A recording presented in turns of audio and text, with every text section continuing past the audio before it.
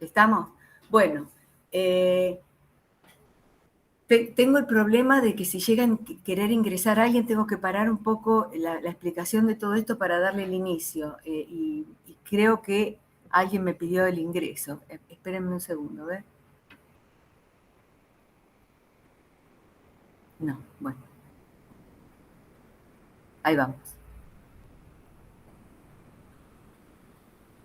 Estábamos diciendo que los parámetros de diseño funcionan como variables controlables de el ajuste situacional. Es decir, nosotros ajustamos analógicamente en lo que sería una guitarra, en las cuerdas de la guitarra, para que puedan, digamos, tener una eficiencia en el diseño organizacional, es decir, que la melodía salga bien.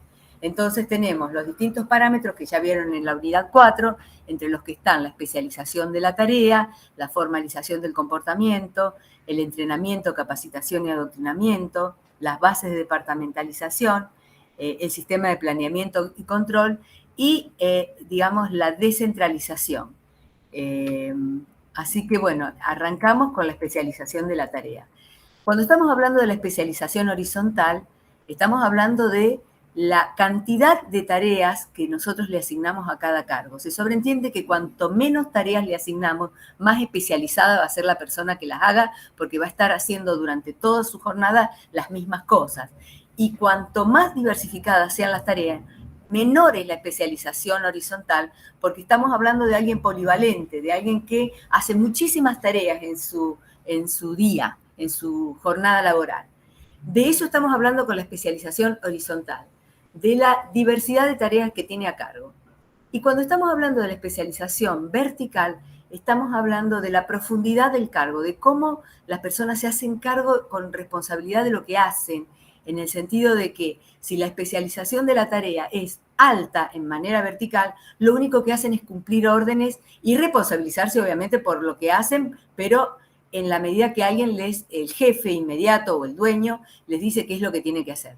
La especialización de la tarea vertical baja habla de una gran profundidad en el cargo, es decir, de alguien que diagnostica lo que tiene enfrente, que ejecuta lo que tiene que hacer y que controla los resultados de su gestión. Estamos hablando de una especialización baja de la tarea en un nivel profesional, cuando alguien está muy calificado y entonces no le podemos estar diciendo qué es lo que tiene que hacer, sino que directamente él se hace cargo de hacer lo que tenga que hacer. ¿Se entendió hasta ahí la especialización de la tarea? Sí, profe. Bien, entonces, la horizontal habla de que es alta cuando tenemos burocracias mecánicas en donde las personas hacen pocas tareas pero de manera muy repetitiva. Y baja en las pymes donde son polivalentes. La especialización de la tarea vertical habla de la profundidad en el cargo. Es alta en burocracias mecánicas donde solamente ejecutan lo que les dice el manual o el jefe directo, y es baja cuando estamos hablando de personas muy empoderadas que definen directamente ellos qué es lo que tienen que hacer. Y se hacen cargo de los resultados, obviamente. Hasta ahí estamos con la especialización de la tarea. Vamos a la formalización del comportamiento. La formalización del comportamiento es la manera en que nosotros predecimos de qué manera va a estar, digamos, parametrado y definido el comportamiento de cada uno. Y en la formalización puede ser alta o baja también. Es baja la formalización en organizaciones muy, digamos, flexibles como las pymes, donde son orgánicas, donde hay poco por formalizar porque todo se va haciendo sobre la marcha en función de lo que va apareciendo o de quiénes están ese día en el trabajo, de qué nueva, digamos, periodo de trabajo nos hicieron. Entonces, como es tan flexible la organización, no se puede formalizar tanto el comportamiento. Sí es altamente formalizado en las burocracias, donde se define claramente qué es lo que tiene que hacer y está incluso hasta registrado en los manuales de la organización y de procedimientos.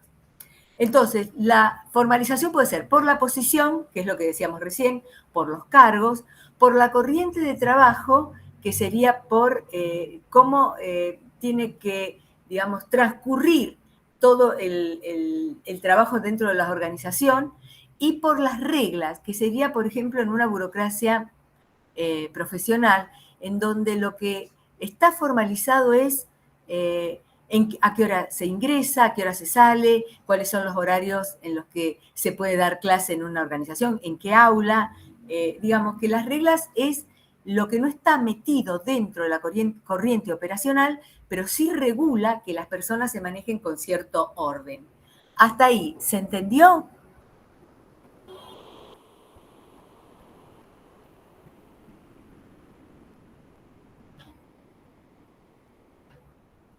Me encanta Sí, que profe. graben esto para que vean la capacidad de respuesta que tienen ustedes, chicos.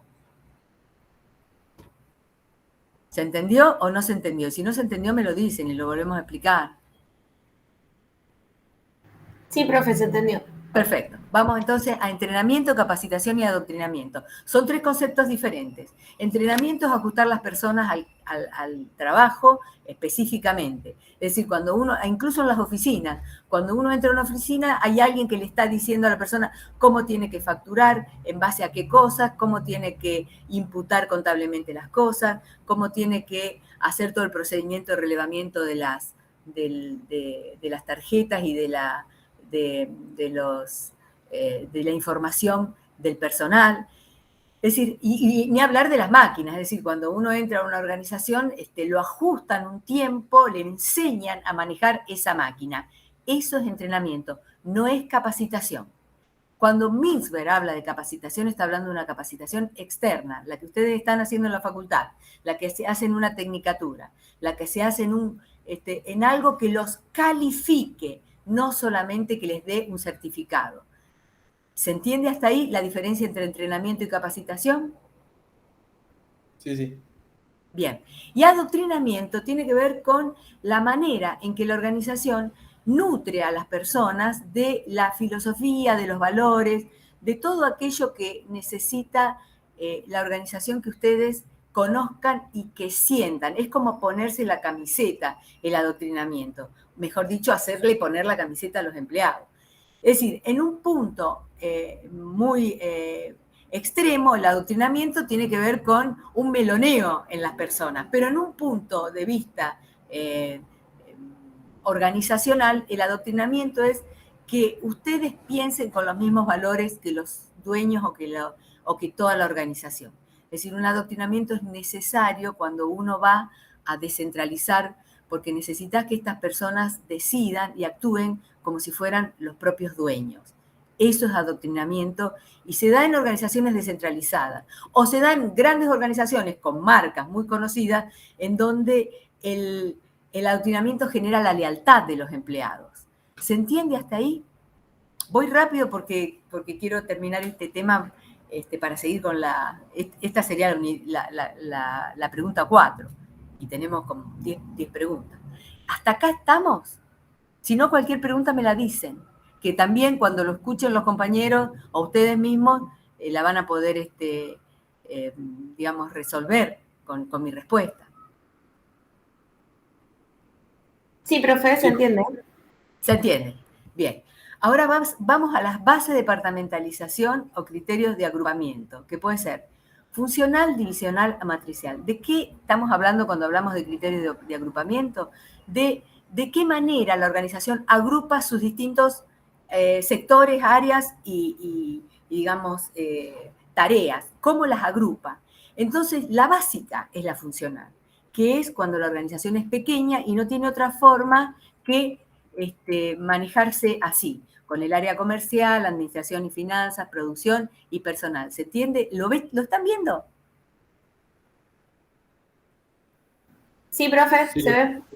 ¿Se ve? Entonces, esta base de departamentalización funcional es la más común en las pymes o en organizaciones donde hay monoproducto o en organizaciones donde hay monoproducto y también, aunque sean un poco más grandes, monoproducto y sectores, es decir, áreas geográficas, o que apuntan a un mismo segmento. Es decir, cuando no tienen forma de poder departamentalizar con otro criterio, es la base más común, la funcional, que es con un criterio de funciones, el área comercial, el de administración y finanzas, producción y personal, en el mejor de los casos. A veces están solamente las tres primeras.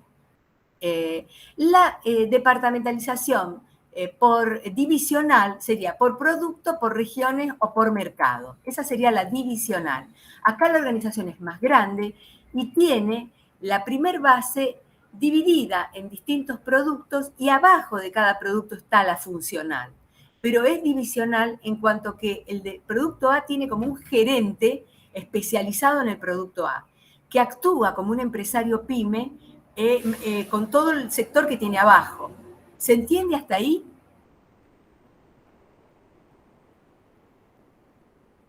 Sí, profe. Por ejemplo, compras podría llegar a estar incluso como personal, como un sector que abastece a los distintos productos A, B y C. Pero digamos, dentro de cada uno del productos tiene la venta, porque el producto A, digamos, tiene todo un segmento, o sea que lo tiene que manejar muy bien el gerente del producto A, ni hablar de la producción de ese producto A. Tiene un ingeniero que se dedica a producir ese producto y no B o C. Y administración y finanzas porque son sectores que asisten al gerente, como sería como un gerente general el del producto A, así como el producto B. Ustedes piensen que el producto B también tiene área comercial, producción y finanzas abajo. Yo lo dibujé solamente en el producto A para que ustedes lo vean, pero y si no sería como mucho lío el organigrama. Pero cada uno de los productos tiene sus áreas funcionales abajo. ¿Se entendió? Lo mismo ocurre con las regiones. Tenemos zona de Buenos Aires, zona Córdoba, zona Rosario, como para dar un ejemplo. Y abajo de cada una de esas zonas, el área comercial de producción y administración y finanzas. Esto regional generalmente es para los supermercados o para productos muy masivos o monoproducto en todo caso. Y entonces lo que tenemos ahí son como encargados regionales, que son como gerentes generales de su propia zona. ¿Se entendió hasta ahí? Sí, profe. ¿Entienden por qué esta base de departamentalización divisional tiene que ser descentralizada? Porque cada gerente de la zona o cada gerente de producto necesita mostrar resultados y necesita tener las manos libres. Cuando hablo de las manos libres es que pueda decidir de qué manera genera esos resultados. Seguimos con la de mercado. Clientes minoristas, clientes industriales, otra departamentalización por mercado podría ser damas y mujeres y hombres, o adultos y niños, y tiene la parte funcional abajo de cada uno de estos gerentes de mercado. ¿Estamos hasta ahí? La de mercado muchas veces se confunde con la regional también, porque no dejan de ser mercados también las regiones. Pero a mí me gusta ponerla aparte porque mercado, más allá de la regional, tiene otra segmentación. Por ejemplo, las compañías de seguro tienen departamentalización por mercado. Los bancos tienen departamentalización por mercado. El sector agropecuario, el sector industrial.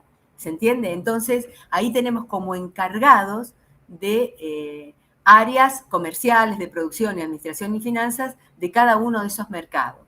¿Se entendió hasta acá? Sí, profe. Bien, vamos ahora a la departamentalización por proyectos o las típicas adocracias, que son así, las dos son iguales, ¿eh?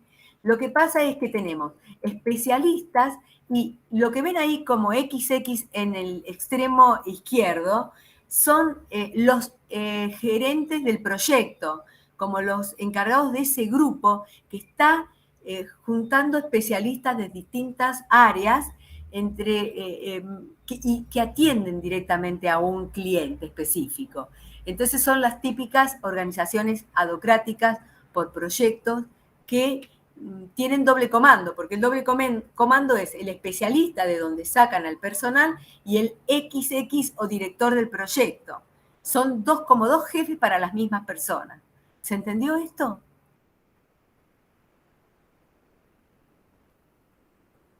Más o menos. Bueno, son las típicas organizaciones, por ejemplo, las adocráticas, una agencia de publicidad. Entonces, por ejemplo, tenés a Paladini como cliente, XX junta gente que está en el tema de manejo de medios, de diseño gráfico o de, no sé, o de contenidos, los tenés, o incluso de manejo de tecnología, los tenés en el equipo. Entonces, XX se maneja con Paladini y le provee esa publicidad que vino a contratar a nuestra firma. Entonces, El de medios, que es un especialista de la organización, te presta un recurso para que entre en tu equipo. Entonces, este recurso, que es una persona, un especialista también, pero digamos que en este momento está abocado a un equipo de trabajo, responde a 2 comandos: al de medios o al especialista de contenidos o al de especialistas de diseño, y al líder del proyecto. Los 2 son sus jefes. Lo que pasa es que son organizaciones muy maduras. Esperen, chicos, que me parece que tengo alguien que quiere entrar. No, profe, sin querer levanté la mano. Ah, bueno, vuelvo entonces.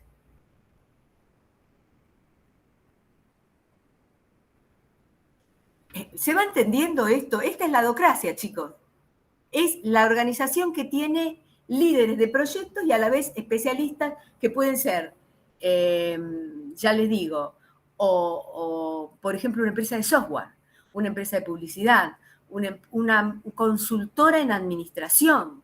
Es alguien que trabaja con equipos de distintas especialidades y que atiende a un cliente. ¿Se entendió? Si no se entiende, díganme qué es lo que no se entiende, que lo explico de nuevo.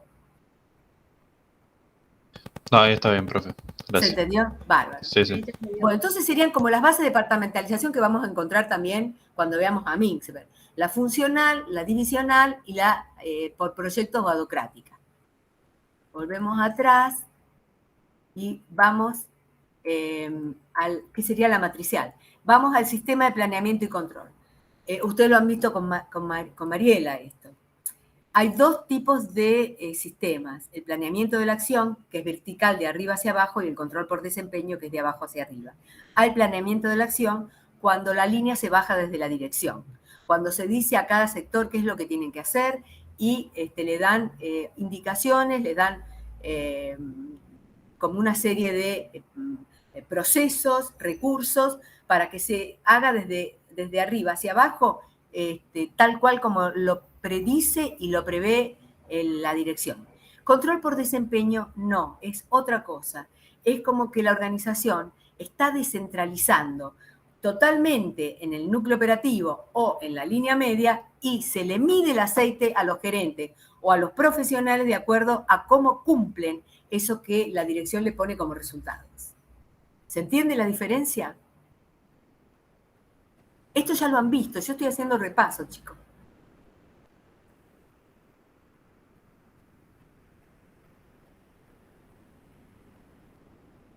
¿Estamos? ¿Sigo? Sí, profe. Sí. ¿Hay alguna pregunta, algo que no haya quedado claro acá? Esto igual, más allá de que esté grabada esta parte, lo mando al Facebook, o sea que este PowerPoint va. Esto lo tienen ustedes después. Bueno, ¿seguimos? Sí, profe. Dale. Parámetro de diseño, la descentralización. Esta descentralización, a ver si la puedo modificar. No la puedo modificar desde acá porque estoy en presentación.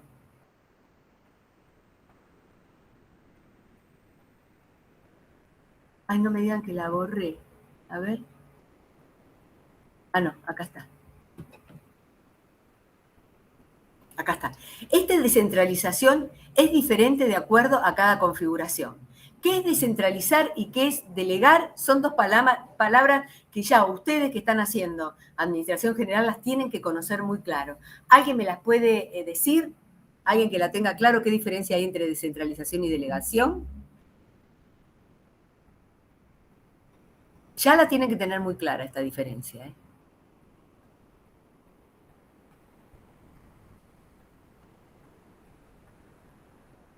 ¿Nadie?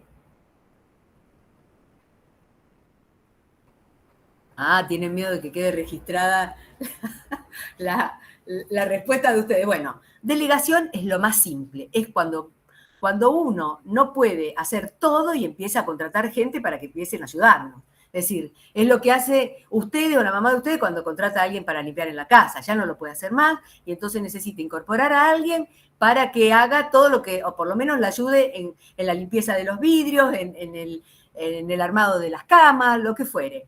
Eso es delegación. Uno delega cuando ya no puede hacer las cosas y necesita ayuda.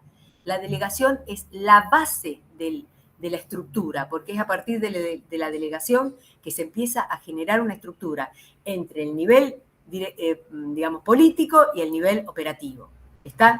El nivel político y administrativo están juntos cuando empieza a surgir una organización.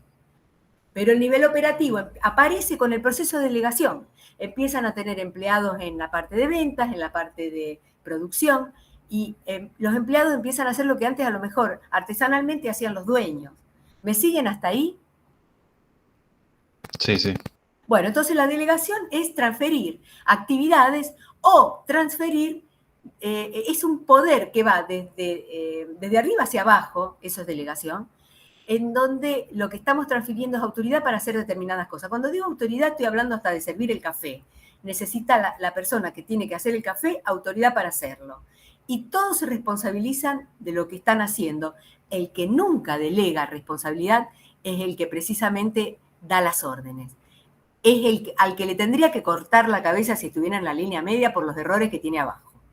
¿Estamos? Porque esa responsabilidad por las tareas que hacen sus subalternos no la tendría que perder nunca. Si no le cuesta la cabeza a él por los errores de abajo, cabeza no significa que tenga que salir de la organización, pero el reto lo tiene que recibir él, no es jefe. El jefe es aquel que responde por los errores de sus subordinados. Y si no tiene esa responsabilidad, no es jefe. No se trata solamente de dividir y asignar tareas, si los errores porque cuando uno delega, en realidad tiene que dotar de recursos, instrucciones, capacitación y de todo lo que necesita el que va a empezar a hacer la tarea para hacerlo bien. Si no lo está haciendo bien, es muy probable que el error no sea el del empleado, se esté en el que no supo comunicar, en el que no supo enseñar, el que no supo encontrar la manera de que el empleado lo haga bien. ¿Se entendió eso? Esa es la delegación de funciones.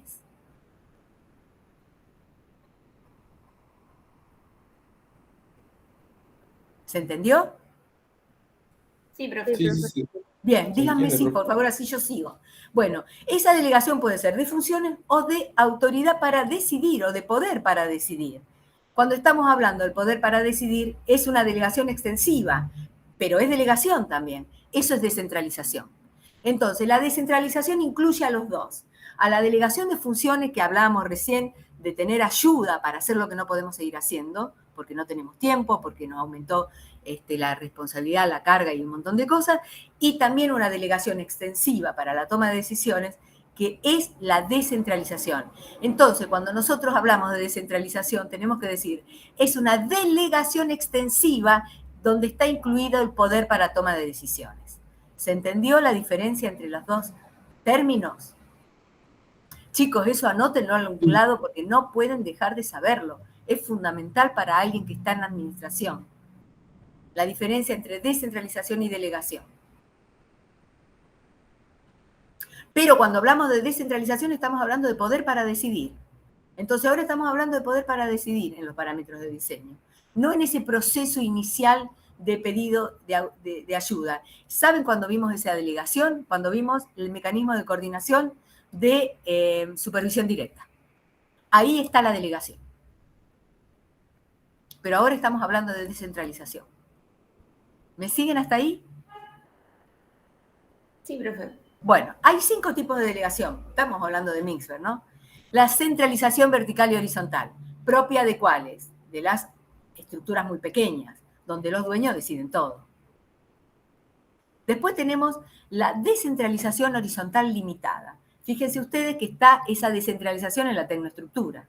¿Por qué? Porque lo que estamos descentralizando es el poder para que la tecnoestructura defina cómo se tienen que hacer las cosas. Y esa autoridad y ese poder para definir cómo se hacen las cosas en la organización lo hace descentralizada la organización. La cumbre reserva un poco de poder para las cuestiones vitales, estratégicas y de supervivencia, y la tecnoestructura define cómo se hacen las cosas. Después es como si la organización se manejara con un piloto automático, pero digamos que esa es la descentralización del tipo B. Vamos a la descentralización del tipo C, vertical limitada. Esta descentralización paralela es la que tienen las organizaciones descentralizadas, típicamente, que es la que vimos antes, donde la línea media necesita las manos libres para poder manejar y generar resultados, que son lo que le exigen. Porque en estas organizaciones de descentralización, en las formas divisionales, la estandarización es de resultados. Por ahí MINS me pone producto, pero para mí es una mala traducción. ¿Estamos?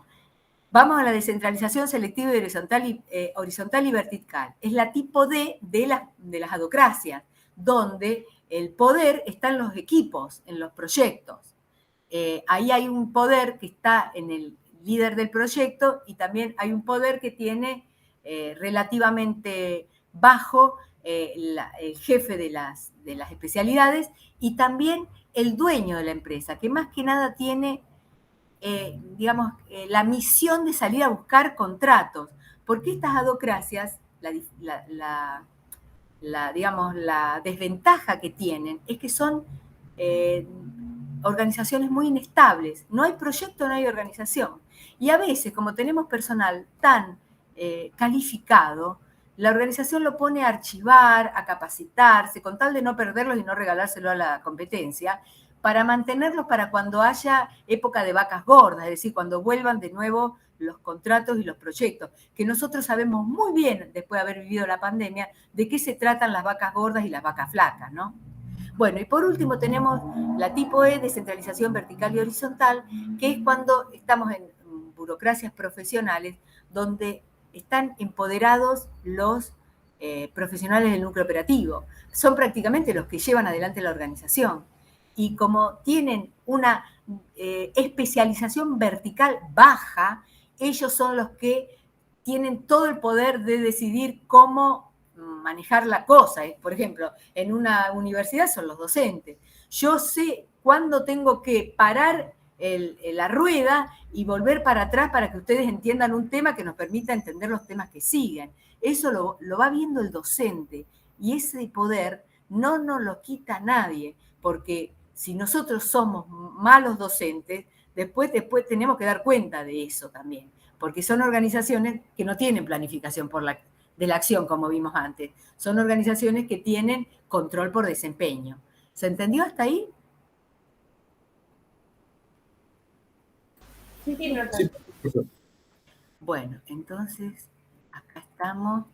Y creo que hasta acá termina la explicación de la